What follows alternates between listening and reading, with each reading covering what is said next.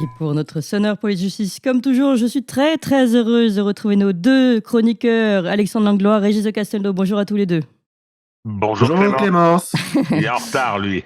Oui, il est un peu décalé. Elle est Alexandre Langlois. Je rappelle votre livre, Essayer la démocratie au bal masqué de la Macronie aux éditions Talma. Régis de Castelnau, avocat à la Cour, auteur du blog Vue du droit et auteur de Une justice politique aux éditions L'Artilleur. Je propose qu'on commence par un petit peu d'international avant d'aller dans nos affaires locales et françaises. Vous le savez, vous l'avez suivi, on l'a suivi nous tous ici. Sur Tocsin, l'Ukraine a donc accepté l'accord de cessez-le-feu de 30 jours proposé par les États-Unis pendant ces négociations en Arabie saoudite. On attend toujours la réponse de la Russie qui réserve sa réponse. Le Kremlin a seulement déclaré attendre une information complète pour pouvoir réagir. Donald Trump a donc réagi à cette attente du Kremlin et annoncé hier que des négociateurs américains se rendraient dès maintenant en Russie pour peut-être apporter ces informations. L'Europe, à côté, toujours côté de la plaque, avec son plan Rearm Europe. On a Sébastien Lecornu, ministre des Armées de la France, qui est attendu sur France 2. Il a quand même bousculé sa programmation pour répondre aux questions des Français qui s'inquiètent dans une émission spéciale. Je cite le narratif évidemment. Dans cette émission spéciale, La France face à la guerre, il sera aux côtés de Dominique de Villepin, de Jean-Luc Mélenchon, Raphaël Glucksmann, pour faire de nouvelles annonces sur l'effort de guerre à venir. Enfin, on a quand même le ministre de l'économie qui a confirmé, on s'en doutait, on en avait parlé, que l'épargne privée serait mobilisée pour soutenir également cet effort de guerre, pour soutenir ce plan Rearm Europe. Je vous propose d'écouter Éric Lombard qui parle de l'épargne privée des Français. Nous allons mobiliser effectivement l'épargne privée. Je peux vous dire que le 20 mars, vous demandez quand, avec mon collègue ministre des Armées, nous allons réunir à Bercy les investisseurs et les entreprises de la base industrielle et technologique de défense afin de mobiliser l'épargne privée et afin que cette épargne finance notre effort de défense qui va s'accroître. Je préfère garder pour cette journée du 20 mars l'ensemble des annonces, mais puisque vous me posez une question précise, je ne suis pas sûr qu'un livret dédié soit une solution, puisqu'il y a déjà beaucoup d'outils d'épargne qui existent. Voilà, si vous l'avez compris. Alors, pour réagir à cette actualité internationale, d'abord, je me tourne vers Régis de Castelnau. Alors, cette annonce que vous avez relayée, Clémence, en disant l'Ukraine a accepté, ça me fait penser à une blague juive séfarade. L'humour juif est le meilleur du monde, ça, il n'y a aucun problème. J'adore l'humour ashkénaze, j'aime bien l'humour séfarade aussi. Eh bien, c'est l'histoire, ça se passe à Casablanca, c'est l'histoire d'une entremetteuse qui a décidé de convaincre la famille Cohen qu'il fallait que leur fils épouse une Rothschild. Alors, elle se bagarre, etc. Et puis, au bout d'un moment, elle arrive à ses fins. La famille Cohen est d'accord pour que le jeune Cohen épouse une Rothschild. Maintenant, il va falloir convaincre les Rothschild. Mm. Bon, donc, qu'est-ce que ça veut dire? Un cessez-le-feu, ça se fait à deux quand on est en guerre. Il faut que l'autre partie soit d'accord pour ça. Et qu'est-ce qu'on fait? On fait une proposition qui est absurde, rationnellement absurde. Elle consiste à dire, écoutez, voilà, vous allez vous arrêter de combattre, vous êtes en train d'expulser les Ukrainiens de course, que vous êtes en train de les broyer, vous avez l'initiative partout, tout le monde le sait, militairement, donc vous êtes en train de les battre, donc vous allez vous arrêter pendant un mois. Nous, on va hyper intervenir pour leur apporter tout le soutien possible, de l'argent, des armes, toute la couverture électronique qui est absolument indispensable, et d'ici un mois, quand ils seront bien retapés, qui pourront recommencer les hostilités, eh bien là, on se mettra autour de la table pour discuter. C'est une plaisanterie, tout simplement une plaisanterie. Donc, et d'ailleurs, je crois que ça n'a pas été très long. Hier, Vladimir Poutine a fait une intervention télévisée. Il était en treillis, lui aussi, comme Zelensky, avec son chef d'état-major Gerasimov, et il a expliqué quelles étaient les conditions pour la Russie participer à des négociations de paix. Je pense que c'est quelque part un non-événement. On essaye de faire porter à la Russie la responsabilité. Ah, la balle est dans votre camp, Bien la sûr. balle.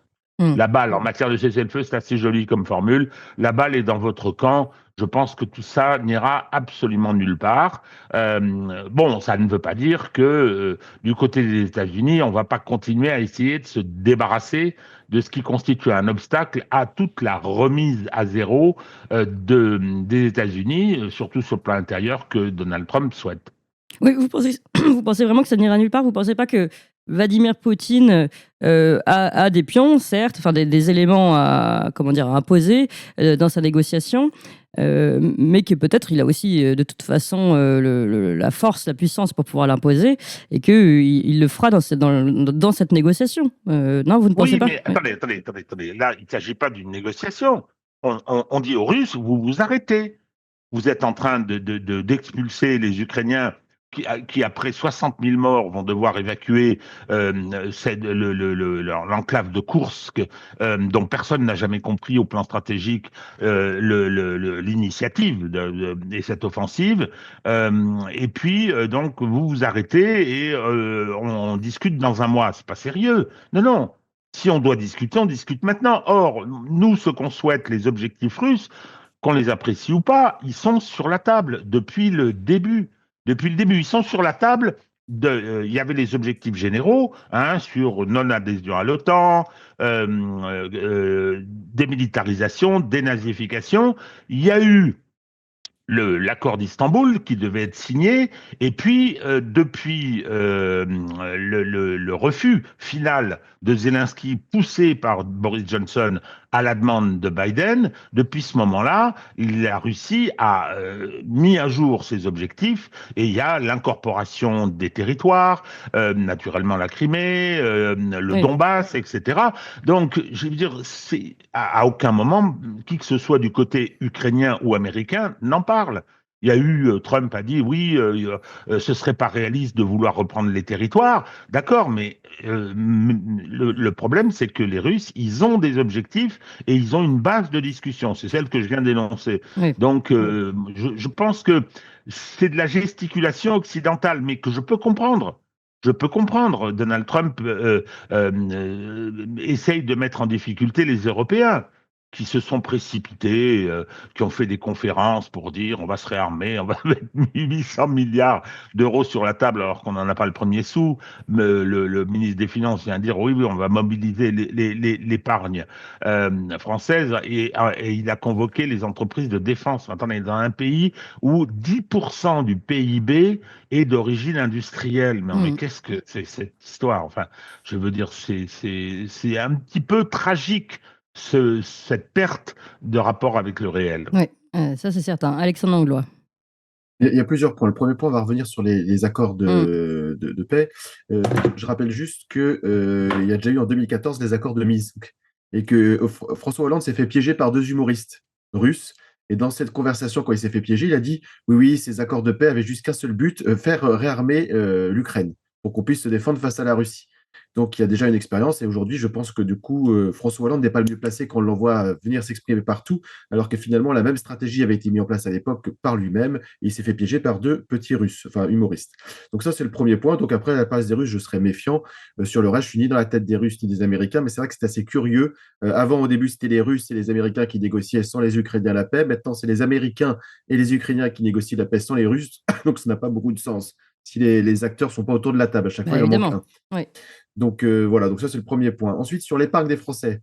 Bon, bah, l'épargne des Français, ils ont déjà fait les poches à tout le monde. Ils sont déjà à un taux d'imposition de plus de 70% minimum pour tout le monde. Ils ne savent plus comment créer de nouvel impôt. Et donc, ils ont dit, on va vous faire les poches. Encore une fois, il reste un peu d'argent sur l'épargne qu'on n'a pas siphonné, on va le faire. Ils nous disent c'est un investissement sûr. Qui investit dans une entreprise qui a 3 000 milliards de dettes et encore 1 000 milliards ces dernières années parce qu'il n'y a pas d'argent magique? Moi, j'investis pas. Hein, voilà. Deuxième chose, je rappelle que c'est l'État qui manie la planche à billets, enfin au niveau européen. Si jamais il y a de l'inflation, les gens qui auront investi vont se retrouver ruinés derrière. Et par contre, l'État remboursera pas grand-chose. Moi, j'ai pas une grande confiance en nos amis de l'État. Parce que le marché, toujours, c'est une question de confiance. Moi, actionnaire État, j'ai pas tellement confiance. Et il y avait un dernier point sur ça. Oui, on veut mobiliser notre épargne sur des industries donc de l'armement, etc. Mais si les Français investissent directement dans des actions, dans des taux de rendement directement dans l'entreprise, est-ce que ce serait déjà juste pas plus rentable d'un point de vue financier pour ceux qui veulent le faire? parce que là, ça va être délivré à quelques 0,5%, 2%, alors que les taux de rendement des actionnaires sont beaucoup plus élevés. Donc, où va partir la part entre les deux? Est-ce que c'est l'État qui se les met dans la poche? Est-ce que c'est pour les industries qui se le mettent dans la poche? Donc, ça pose beaucoup de questions. Donc, j'ai l'impression qu'en plus de se faire voler, les Français vont se faire plumer une deuxième fois parce qu'ils vont se faire arnaquer. Donc voilà. Et après, le dernier point, c'est que on nous a dit qu'il n'y avait pas 13 milliards pour les retraites. Là, 800 milliards. On a trouvé aussi 109 milliards pour l'intelligence artificielle. Les écoles sont en ruine. Les places de prison, il en manque. Il n'y a pas assez de policiers. Voilà. Donc, je veux dire, c'est un sens de les priorités Oui. assez bizarre, j'allais dire. Je veux dire, en tout cas, je ne partage pas la même chose. On commence par les urgences et pas jouer au chef de guerre qui n'a pas les moyens de faire ce qu'il veut. Voilà. Alors, rapidement, oui, allez-y. Allez, excusez-moi, je voudrais rajouter un petit quelque chose historique concernant la position des Russes. Les Russes, lorsque, après la chute de l'Union soviétique, lorsqu'ils acceptent la réunification de l'Allemagne, ils disent aux Américains, vous n'étendez pas l'OTAN. Et les Américains, non, on ne l'étendra pas. On va garder l'Allemagne réunifiée dans l'OTAN, ça c'est d'accord, les Russes ont dit d'accord. Hein, et puis on sait ce qui s'est passé. Extension à l'est de l'OTAN. Première violation d'un accord. Ensuite, les Russes proposent à l'Ukraine un traité économique, etc. L'Europe arrive et propose un autre traité. Le président légitime dit « je ne prends pas le traité européen, je prends le traité russe ». Coup d'État organisé par les États-Unis. Même Rubio et Tulsi Gabbard le reconnaissent. Coup d'État organisé par les États-Unis. Les Russes apprécient beaucoup. Les nouveaux dirigeants, issus du coup d'État, mènent une répression féroce contre la population russophone du Donbass. Ils subissent une défaite sanglante à Ilovask, qui est une ville qu'ils avaient voulu investir. À ce moment-là, au secours, Minsk 1, violé immédiatement. Bis repetita, ils subissent à Debaltsevo une défaite sanglante. Au secours, Minsk 2, parrainé par l'Allemagne et la France, qui vont dire après, ces accords, on n'a jamais eu l'intention de les appliquer. Et récemment, on a notre cher Emmanuel Macron qui vient dire, qui démontre qu'il ne les a simplement jamais lus. L'intervention commence, l'intervention russe, à ce moment-là, les accords d'Istanbul. Les Russes disent on est d'accord pour se retirer de la région de Kiev où on était. Les Français parrainent ça et garantissent ce retrait. Et immédiatement, Boris Johnson arrive. Et on vient en dire aux Russes comment ça se fait que vous n'ayez pas confiance en nous? Non, mais attendez, ils n'ont aucune confiance. Absolument. Et ils ont quelques arguments pour ça. Ils ont l'histoire pour eux. Un peu l'histoire. Non, mais vous avez raison de faire ce rappel historique, Régis. D'ailleurs, attendez, deux choses sur la menace russe. Il y en a un qui est quand même... alors pareil, là, je sens que ça va vous mettre de très bonne humeur, Régis. Ça y est, ça commence. Je n'ai même pas encore dit ce qui s'est passé. Gérald Darmanin était invité de Sonia Mabrouk sur CNews. Et alors lui, on lui parle de la menace...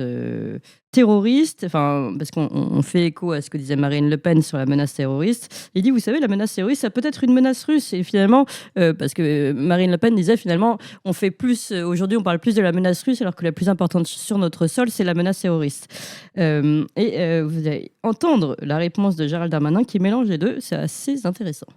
Emmanuel Macron estime que la France doit lutter en même temps, Gérald Darmanin, contre la menace géopolitique, donc la menace russe, et la menace terroriste. Il l'a dit hier à Strasbourg, lors de la journée d'hommage aux victimes du terrorisme, vous y étiez.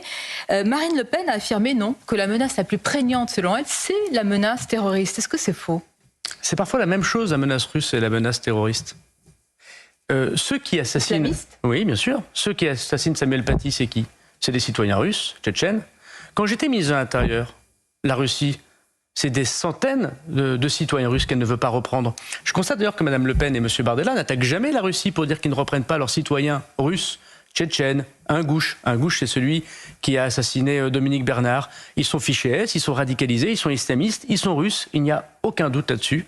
Et la Russie ne les reprend pas depuis de nombreuses années, ou extrêmement peu avant la guerre, puisque j'étais le premier à réouvrir ce canal et le président de la République m'avait envoyé en Russie pour discuter justement avec les autorités russes. Pourquoi la Russie ne reprend pas ses citoyens? Et pourquoi Marine Le Pen n'en parle pas, selon vous? Parce que je pense qu'elle est un petit peu obsessionnelle sur le Maghreb.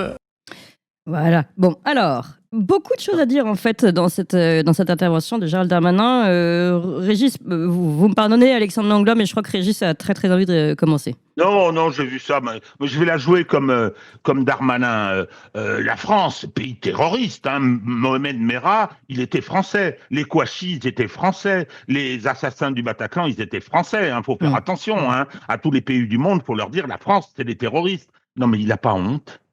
Il n'a pas honte. D'abord, je pose la question, effectivement, ce sont des Tchétchènes qui ont participé à une guerre civile où les Russes ont combattu les islamistes tchétchènes, justement, et nous, après, on les a accueillis.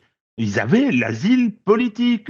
La Cour française du droit d'asile le leur avait accordé. C'est-à-dire qu'on accueille des gens et ensuite on les nourrit, on leur donne l'asile et après on essaye de s'en débarrasser quand ils se radicalisent et on veut les renvoyer dans leur pays. Je comprends qu'il puisse y avoir de ce côté-là des réticences. Bon, donc, mais qu'est-ce que ça veut dire, quoi? Il y a du terrorisme chez nous. Ah, mais non, mais attendez, initialement, ça faisait 20 ans qu'ils avaient quitté la Tchétchénie. Oui. Finalement, ils étaient quand même russes d'origine.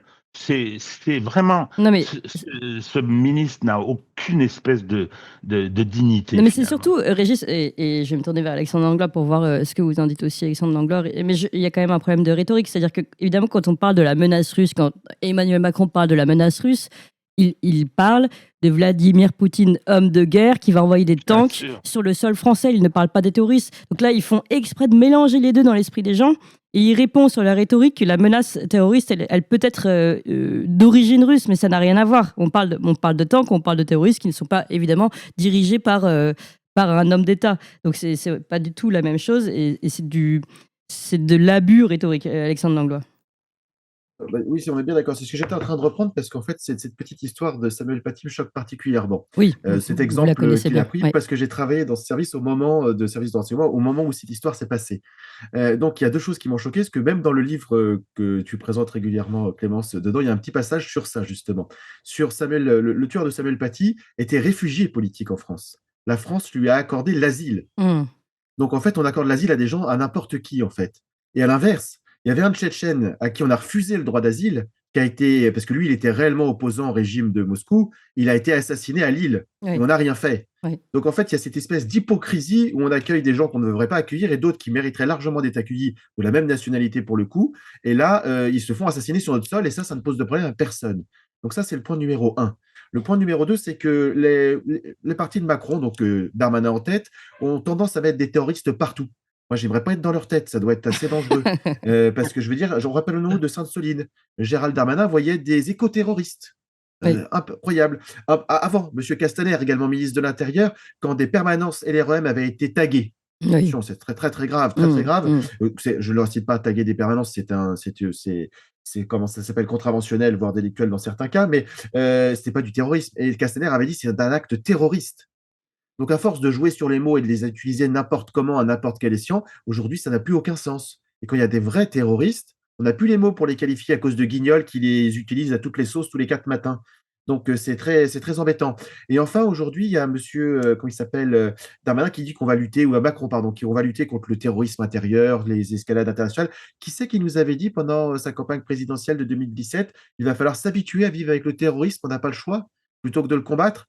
Non mais voilà, donc je veux dire, on est chez des gens qui ne sont absolument pas sérieux et qui m'énervent profondément. Ils mélangent le sens des mots, ils accueillent les mauvaises personnes, ils ne protègent pas les bonnes personnes, et après ils vont accuser en mélangeant tout pour faire un goubi-goulba qui n'a aucun sens et qui ne fait qu'attiser la confusion dans l'esprit des gens. Et pourquoi on attise cette confusion? Moi, je rappelle juste quelque chose dans l'esprit d'Hannah Arendt, origine du totalitarisme. Quand les gens n'ont plus de base solide pour pouvoir se créer une opinion, c'est à ce moment-là qu'on peut les manipuler. Et on est là-dedans, en fait. On est en plein là-dedans. Donc, M. Darmanin, très, très bon au niveau de la propagande. 0 en tant que ministre de l'Intérieur, 0 en tant que ministre de la Justice. Ben voilà, c'est fait. Alors, d'abord, il me faut des pouces. On est très très nombreux, 8000 ici en direct, en instantané, uniquement sur YouTube. Donc évidemment, on démarre très très fort pour ce petit matin du jeudi. Je vous propose, chers amis, de nous aider à décoller définitivement, à dépasser largement les 10 000. Encore une fois, aujourd'hui, d'abord, vous appelez vos amis, vous appelez votre grand-mère, votre tante, vos copains qui n'écoutent pas encore Tocsin. Vous le faites tout de suite, ou vous envoyez un petit message sur WhatsApp. Et puis des pouces tous, là, tout le monde pousse sous la vidéo. Merci pour les cœurs, le chat et le petit café dans le chat, c'est toujours super sympa. Mais n'hésitez pas, voilà, je vois que ça monte déjà les pouces, mais allez-y sous la vidéo. Ensuite, nous, on continue encore un dernier sujet international, mais en fait, qui nous concerne directement, chers amis, c'est pour ça qu'on parle de l'international, parce que ça nous concerne vraiment. C'est encore une fois ce qui s'est passé en Roumanie. Et ensuite, on va aller parler notamment des affiches de Cyril Hanouna, de LFI, etc. En France, on a quand même aussi un petit peu de sujets à traiter. Mais Calin Georgescu, donc vous commencez à le connaître, le candidat dit d'extrême droite, parce que maintenant même le Figaro dit ça, le candidat donc roumain qui était sorti premier dans le premier scrutin, le scrutin du premier tour en Roumanie, a donc été définitivement exclu de la présidentielle après le rejet de son appel à la Cour constitutionnelle roumaine, donc mardi dernier. Je rappelle donc rapidement qu'il était arrivé en tête, puis ça avait été annulé. Et puis, il avait fait appel. Et donc, mardi, la Cour constitutionnelle a rejeté cet appel à l'unanimité et elle n'a pas détaillé sa décision. Donc, forte réaction dans la rue. Et puis, d'ailleurs, j'en profite pour vous dire qu'on va avoir cette réaction de cette journaliste roumaine absolument passionnante dans quelques minutes. Bon, alors, réaction à tout ça. Peut-être Alexandre Langlois pour commencer cette fois-ci. Bon, bah, on est dans la suite de confisquer le peu de démocratie qu'il y avait. L'Europe, il y a plein de régimes représentatifs, mais même ça, on n'en veut plus. On s'embête même plus. On dit le système déjà choisit ses candidats partout, avec des oppositions contrôlées. Là, ils disent on veut même plus une opposition contrôlée quand elle risque de gagner. C'est-à-dire qu'on préfère dire non tout de suite. Et bah, je veux dire, j'allais citer Camus. Camus disait que quand les démocraties sont malades, le fascisme s'invite à leur chevet. Mais c'est rarement pour prendre des nouvelles. Donc, on est un petit peu là, en fait. On est en train d'instituer quelque chose d'antidémocratique, de laissons les gens choisir. Déjà, le peu de chances qu'ils ont de choisir, c'est tous les temps d'années, Oui. on leur dit choisissez quels sont vos maîtres. Et là, on leur dit bah, même ça, on va vous dire pour qui voter. Ce sera plus simple. Donc, en fait, bah, voilà, juste une négation de la démocratie, de l'ingérence étrangère qui est toujours louée. Quand c'est les Russes, c'est très catastrophique. Quand c'est Madame von der Leyen, Macron et tous ses amis, c'est très bien. Donc, on est sur quelque chose de. Voilà, j'ai pas de mots en plus que ça, à part de dire que bah, c'est la démocratie est enterrée, le peu qu'il en restait, les systèmes représentatifs sont en train de mourir, et on a une espèce de bande de dictateurs qui vont dire c'est lui, c'est lui, c'est lui. On va avoir des élections à la soviétique dans l'Europe de l'Est, quoi, j'allais dire. Voilà. Ok. Régis de Castelnau. Je suis exactement sur la même ligne qu'Alexandre. C'est consternant, quoi. C'est-à-dire que il y a deux choses qui sont consternantes. D'abord, il y a ce que les autorités européennes se permettent, et la France en particulier. On va quand même rappeler que M. Thierry Breton, ancien ministre français et commissaire européen français, qualité de français, a dit que c'était normal et que si ça se passait mal dans d'autres pays, on ferait pareil. Ouais. Il l'a dit. Ensuite, il y a moi ce qui me... oui, je parlais de la France parce que l'ambassade de France est allée, les services diplomatiques français ont été reçus par la Cour suprême. C'est hallucinant. Tout à fait. On va en parler juste après avec la journaliste roumaine. Voilà. C'est très intéressant, mais ça. ce que je trouve consternant aussi, c'est la passivité des peuples européens.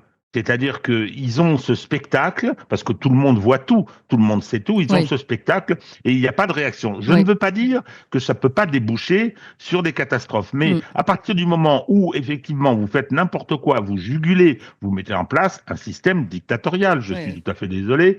La violation des règles démocratiques à ce point, c'est une dictature. Je pense que ça va mal finir. Je pense que ça va mal finir et je préférerais pas que ça se finisse bien. Mal, pardon. Régis, à ce sujet, justement, vous dites tout le monde voit tout. Calin Georgescu lui-même a réagi évidemment à ce qui se passe. Il a dit il y a 6 mois, j'ai voulu vous ouvrir les yeux. Eh bien, je considère que ma mission est accomplie.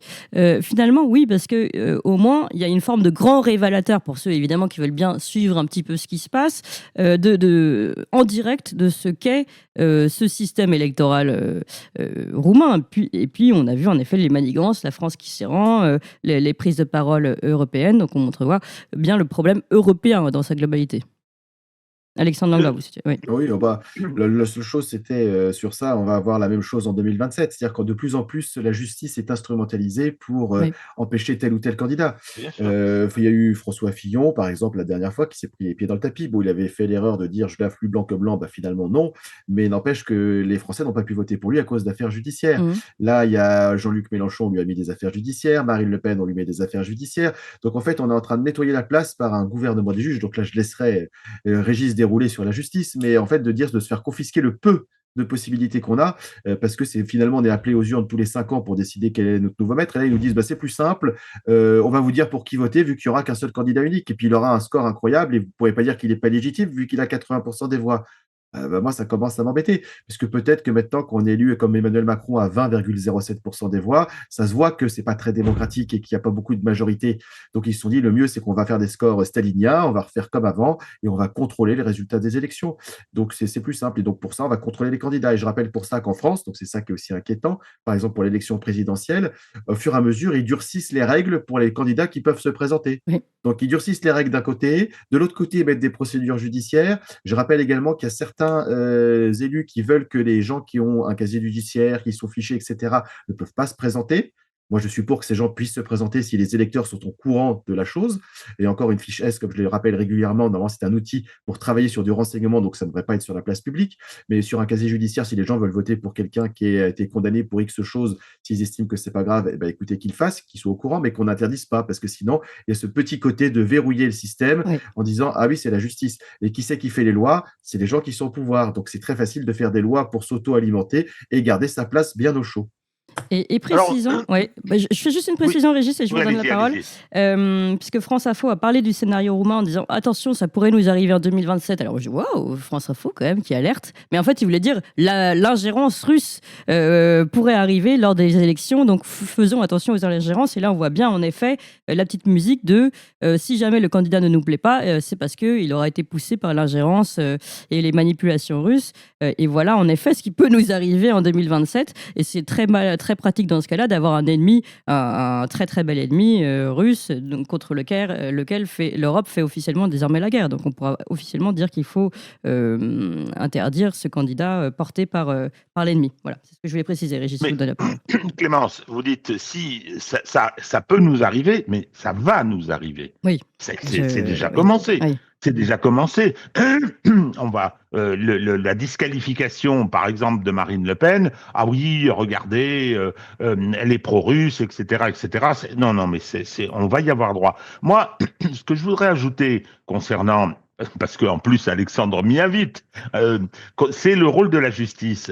En Roumanie, c'est extraordinaire. La Cour suprême a interrompu, mais de façon radicalement illégale, le processus. Elle n'avait pas le droit de s'ingérer dans le processus de l'élection du mois de novembre, je crois, en l'interrompant comme ça. Le juge s'est autosaisi. Oui. Et donc, le rôle de la justice en Europe, et on le voit bien en France, j'ai même écrit un livre là-dessus, il est très clair. Le législateur en France, c'est désormais le Conseil constitutionnel, tout le monde le sait. Le Conseil d'État, et on vient de le voir avec l'annulation de l'autoroute A86, je crois, ou 89, je ne sais plus. À 69. À 69, quoi qu'on pense du dossier, je ne le connais pas. Mais simplement, le juge s'arroge des pouvoirs. Il dit, c'est moi qui décide. Il y a eu des procédures, des enquêtes publiques, des études d'impact, etc.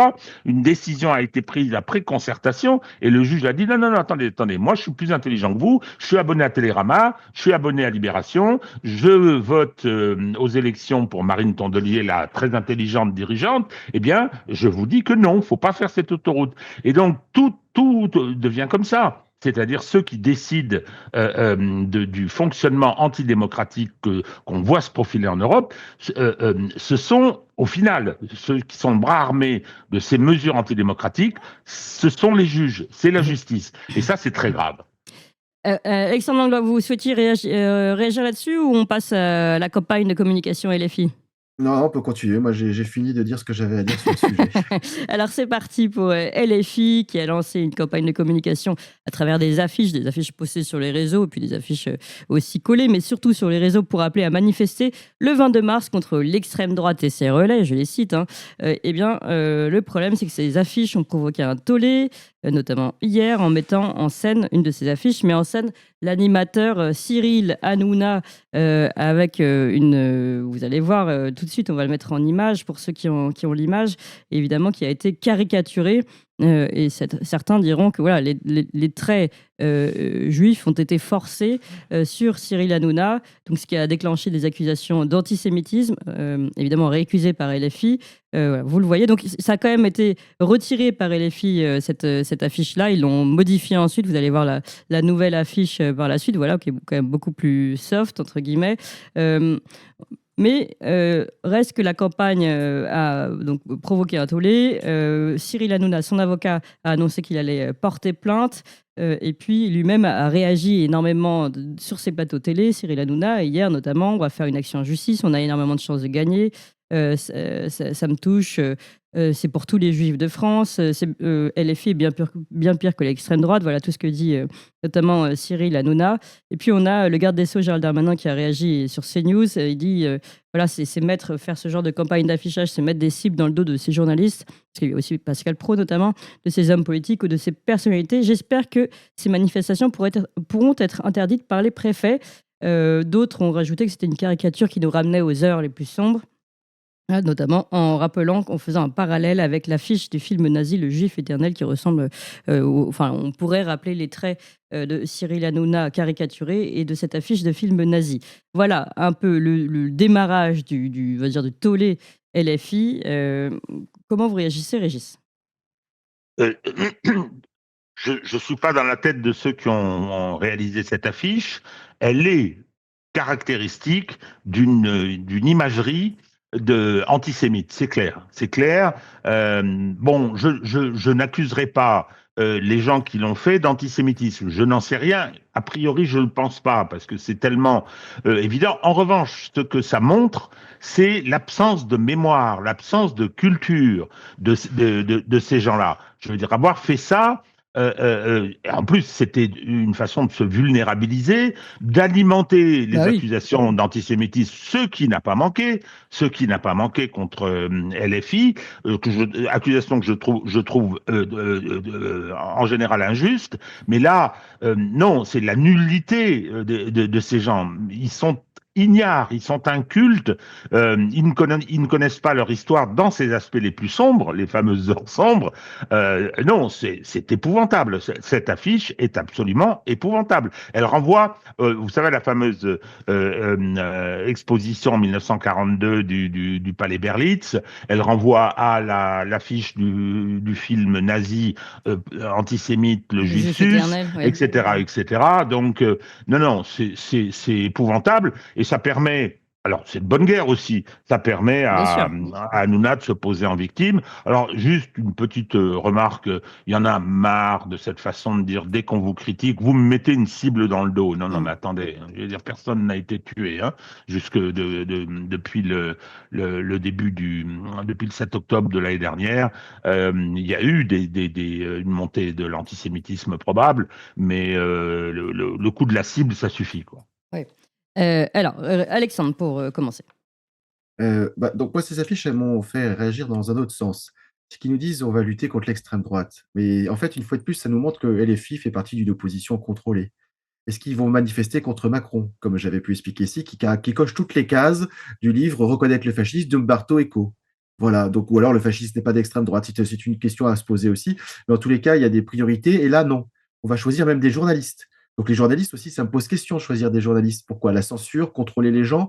Je veux dire, c'est pas des personnalités politiques qui ont été ciblées sur les affiches mis en avant le plus. Alors pourquoi je peux vous donner la réponse de LFI, puisque c'est les éléments qu'ils apportent tous, c'est-à-dire que d'ailleurs c'était dans leurs éléments d'excuse par rapport à la cible, comme il dit sur Cyril Hanouna.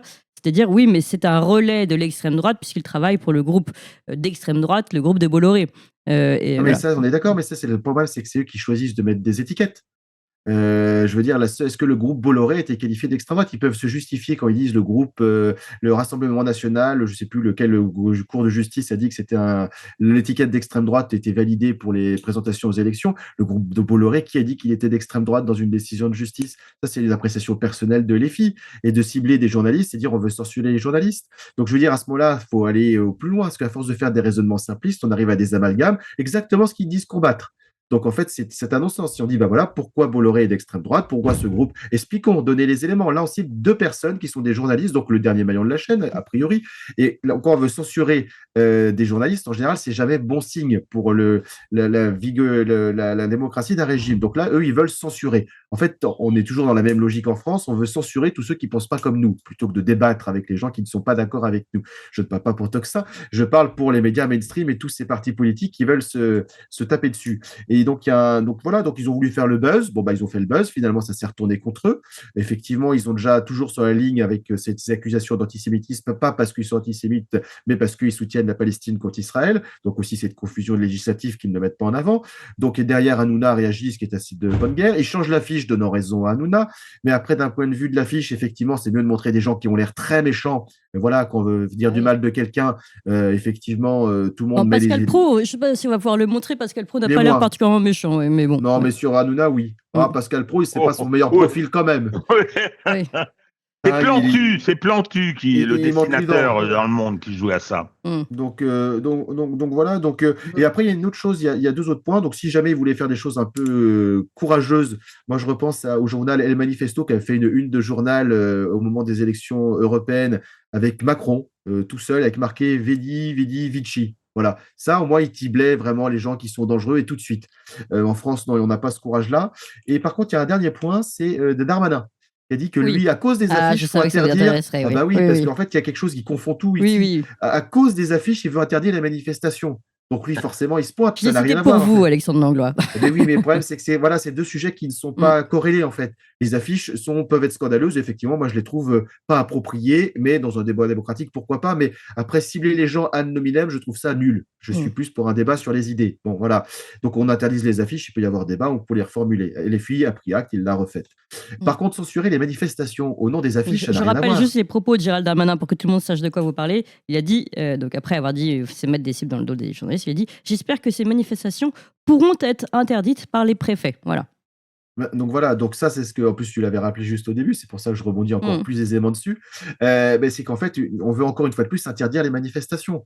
C'est-à-dire que c'est pas parce que la communication autour de la manifestation n'est pas bonne que les gens n'ont pas le droit de manifester pour telle ou telle idée. Et là, on arrive toujours à ce truc où Gérald Darmanin, dès que quelqu'un veut manifester, c'est non.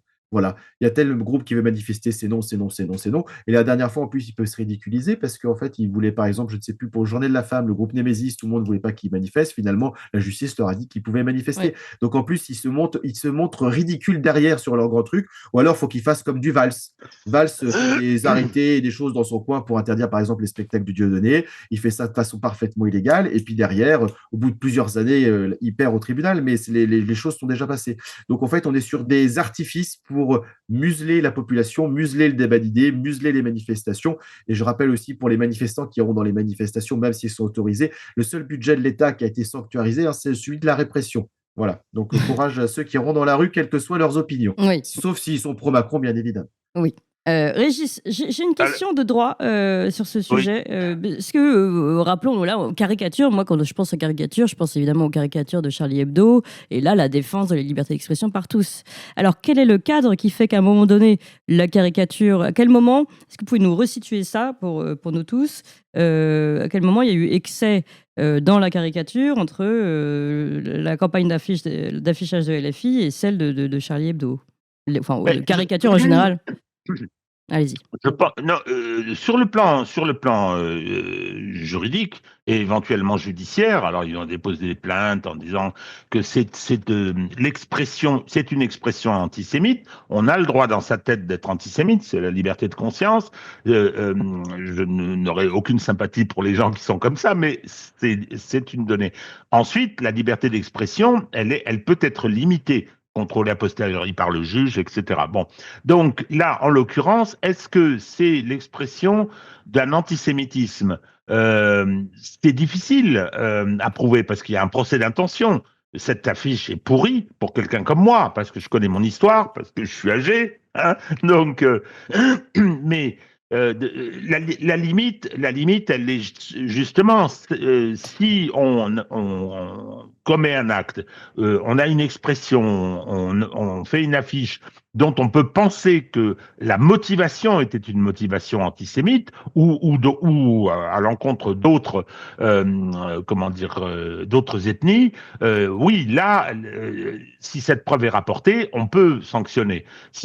Mais Charlie Hebdo aussi se moquait des religions. Donc, en fait, la nuance, c'est aussi... c'est pour ça que je vous tends la perche, je voudrais que vous répondiez bien là-dessus. On peut se moquer des religions, mais pas des hommes qui pratiquent Alors, cette religion. le problème avec l'antisémitisme, c'est que il a une histoire, l'antisémitisme. Aujourd'hui, la judéité n'est pas seulement l'appartenance à une religion. C'est quelque chose, historiquement, qui s'est constitué de façon plus large, qui renvoie à une culture, qui renvoie à des populations, parce que c'est pas complètement homogène, et ça a été un critère pour ceux qui ont voulu, excusez du peu, les exterminer. Oui. Est-ce-qualité de juifs et est-ce-qualité de leur appartenance à une espèce de race totale supposée, qui n'existe pas d'ailleurs. Hein. Donc voilà, le fait qu'on dise que l'antisémitisme n'est pas un racisme comme les autres, personnellement, j'y souscris. Oui, c'est pas historiquement la même chose. Alors, Alexandre a dit politiquement ce qu'il fallait en dire, c'est-à-dire que lancer cette campagne contre Hanouna, en faire une victime justement, c'est la marque d'une opposition contrôlée. Il a entièrement raison. L'extrême droite, c'est affreux, c'est horrible. Et oui, mais c'est pour ça qu'on a sauvé Macron aux législatives en 2024. C'est pour ça qu'on a fait Castor. C'est pour ça qu'on a fait réélire tous les candidats, enfin beaucoup de candidats de ce monsieur, alors qu'il aurait dû être totalement aplati. Oui, bien sûr. C'est le fameux arc républicain. LFI est appartient à une majorité, celle qui a envoyé la composition de l'Assemblée nationale le 7 juillet de l'année dernière. Ouais. Allez, un dernier petit sujet LFI, et puis on va conclure là-dessus. Le député LFI, donc Raphaël Arnaud, avait organisé hier à l'Assemblée nationale une table ronde contre l'islamophobie, dans laquelle a été invité le CCIE, Collectif contre l'islamophobie en Europe, donc une association belge qui, évidemment, fait penser au CCIF, Collectif contre l'islamophobie en France, dissous par Gérald Darmanin en décembre 2020, je le rappelle. Donc, la présidente de l'Assemblée, Yaël Braun-Pivet, avait été alertée de cette invitation à l'Assemblée. Elle a affirmé avoir fait les vérifications requises. Elle a confirmé qu'en l'état des informations disponibles, la réunion pouvait se tenir sous réserve que soient respectées les règles de comportement qui s'imposent dans une enceinte démocratique. Et elle a rappelé qu'il était condamnable que certains élus s'écartent de leur devoir d'exemplarité en faisant entrer à l'Assemblée des personnes dont les pratiques et les discours apparaissaient comme contraires aux valeurs de la République. Et puis il y en a eu d'autres. Donc les députés UDR, vous savez, ce sont les ciotistes, notamment Hanan Mansouri en tête, qui sont intervenus pendant cette réunion pour remettre symboliquement à Raphaël Arnaud l'acte de dissolution du CCIF, ce qui a entraîné une petite scène d'invective et de menaces que je vous propose de regarder. Excusez-moi, chers collègues, on a un certain nombre de collègues qui ont demandé la donation de cette table ronde. On voulait simplement vous remettre... Allez, on va vous laisser sortir s'il vous plaît, et on va pas filmer s'il vous plaît. C'est gentil. Allez, merci messieurs, dames. Merci, au revoir. Bonne journée. Au revoir. Bonne journée. Allez les racistes. Allez les racistes. Allez. Allez les racistes. J'espère que vous avez bien honte d'imposer le racisme. Allez les racistes. Voilà, allez les racistes, on dégage. Vous l'aurez compris. Comment vous réagissez, Régis de Castelnau ? Moi, je trouve, si vous voulez, normal qu'à l'Assemblée nationale, dans les universités, pour ne prendre que ces deux exemples, on puisse organiser des réunions en invitant des gens qui ne sont pas des délinquants, qui ont peut-être des positions qui ne sont pas les nôtres, mais c'est la moindre des choses. Enfin, je veux dire. Alors après, qu'on critique Raphaël Arnaud, c'est vraiment simple. Hein. Il ne dit que des bêtises. Mais le débat démocratique, c'est ça. Quand vous pensez, c'est pas une question de réunion cette fois-ci, mais quand vous pensez que les presses universitaires de France, qui est l'éditeur académique le plus important, vient interdire un ouvrage qui osait critiquer l'idéologie woke. Monsieur Boucheron s'est précipité du haut de son estrade de professeur au Collège de France pour l'exiger. Enfin, qu'est-ce qui est en train de devenir ce pays ? Oui. Je ne participerai pas à cette réunion. Oui, je combattrai politiquement, idéologiquement, peut-être ce que raconte cette association, ce que raconte Raphaël Arnaud, évidemment, mais je veux dire, le débat est possible. Enfin, il est licite, il est légal, ce débat. Il faudrait qu'on arrête cette façon d'interdire à ceux qui ne pensent pas comme nous de pouvoir s'exprimer. En fait, on dirait que tout le monde se renvoie. Alors, les uns sont antisémites, les autres sont racistes. Et puis voilà, ça ne va pas beaucoup plus loin dans le fond, finalement, du débat. D'ailleurs, on le voit politiquement quand il s'agit de voter. Il n'y a pas beaucoup de fond. En revanche, ils sont très forts pour faire les petites invectives d'un parti à l'autre, Alexandre Langlois. Clémence, t'as oublié aussi complotiste, pro-russe, Oui. pro-Trump. Voilà, il y a toute une J'ai série voulu de faire mots rapide. en fonction de l'époque qui sont cartes de joker qui évitent normalement toute possibilité de raisonnement logique. Voilà, mais donc on va aller un peu plus loin parce qu'on est sur Tocsin. D'abord, première chose, on a nos amis qui sont venus donner l'acte de dissolution de la CCIF par Darmanin en 2020, très bien rappelé. Donc je vais rappeler encore une fois, donc inutile, comme on peut le constater, quand on dissout des associations ou des groupements, la seule chose que ça fait, c'est ce que les gens qui étaient dans ce groupement ont disparu de façon magique. Non, ils sont toujours là. Ils sont juste dans la nature et on peut moins bien les surveiller. Donc bravo Monsieur Darmanin. Et aujourd'hui, éclatant, voilà, ils reviennent avec une autre appellation européenne. Bravo l'Europe aussi, hein, génial. Et donc ce qui veut dire qu'aujourd'hui, on a des gens comme ça en France dans la nature parce que Monsieur Darmanin a décidé qu'une association, c'était ça le danger. Je rappelle que c'est quand il y a une association qui se réunit dans une maison, c'est pas la maison qui est dangereuse, c'est les gens qui sont dedans. Et lui, il a juste fait sauter la maison, voilà, mais sans les gens dedans, voilà. Donc on a la preuve par A plus B que la méthode Darmanin de dissoudre les associations quelles qu'elles soient. Là, c'était une association islamique, mais il y a des fois des associations dites d'extrême droite, d'extrême gauche qui fait sauter tous les jours. Ça n'empêche pas les gens de continuer d'exister. Voilà. Donc ça, c'est le premier point, inutilité de dissoudre les associations. Et en plus, le ridicule montre, en plus, il y a des élus qui viennent dire, vous avez vu, on les a dissolus, ce qui montre en plus la nullité de l'action de Darmanin qui viennent souligner en plus. Donc moi, j'aurais été Raphaël Arnaud, je l'aurais souligné en disant, bah écoutez les amis, vous avez vu que c'est pas très efficace. Sur le droit de s'exprimer, moi je suis pour que tout le monde puisse s'exprimer, hein, et que c'est par le débat d'idées qu'on avance. Donc c'est comme tu as rappelé d'un côté, moi que cette réunion se tienne, je suis pour. Après, c'est ce qu'on voit derrière, c'est que d'un côté, on a des députés de je sais pas quel bord qui se pointent en disant, ah là là là là, vous avez vu. Puis lui, Raphaël Arnaud, qui répond raciste, donc on arrive à zéro débat, juste des invectives. C'est dommage. Les premiers auraient pu venir dans la salle donner des arguments en disant, on n'est plutôt pas d'accord avec vous pour tel ou tel motif, plutôt que de venir sortir une décision de justice qui est complètement inutile. Voilà. Donc, une fois de plus, une occasion manquée pour tout le monde, parce que peut-être que les députés auraient pu convaincre des gens dans la salle, ceux qui n'étaient pas d'accord avec Raphaël Arnaud, et Raphaël Arnaud aurait peut-être amené des arguments qui pouvaient peut-être, les députés qui venaient écouter auraient pu modifier leurs pensées. On ne sait jamais, mais voilà. À noter aussi sur Raphaël Arnaud, cas particulier que j'aime beaucoup, c'est qu'il était fiché S et qu'on s'est servi de ces fiches S pour l'empêcher de se faire élire. Parce que je rappelle qu'il est fiché S en disant, bah voilà, parce qu'opposant politique à Emmanuel Macron. Donc, parce qu'il a des actions radicales antifascistes que je ne partage pas ces actions, mais n'empêche qu'on a voulu le mettre en avant en disant c'est un sale fiché S, donc c'est quelqu'un de dangereux, donc c'est un terroriste, parce que les associations en France, fiché S, terroriste. Donc, on est toujours sur la même rengaine particulière. Et enfin, un petit mot pour Yael Braun-Pivet, qui dit qu'elle est contre les gens qui ne partagent pas les valeurs républicaines. À ce moment-là, il faudrait que tous les macronistes sortent de l'Assemblée nationale, quoi. Je veux dire, au bout d'un moment, quand on est aussi antidémocratique et aussi républicain, on n'a plus sa place. Et vu comment ils font des hold-up tous les jours et qui cannibalisent le cadavre de la République française, bah voilà, les premiers à partir, ça devrait être eux. Merci Alexandre Langlois, merci Régis de Castelnau, merci à tous les deux, c'est la fin de la police. Vous avez aimé cette émission, vous voulez que l'on continue d'exister et de creuser ces sujets, sachez que nous n'avons ni subvention, ni milliardaires, ni oligarques derrière nous, que nous ne dépendons que de vous, donc faites un don à toxin-media.fr, toxin-media.fr, et encore mieux, faites un don régulier pour que nous continuions d'exister. Merci.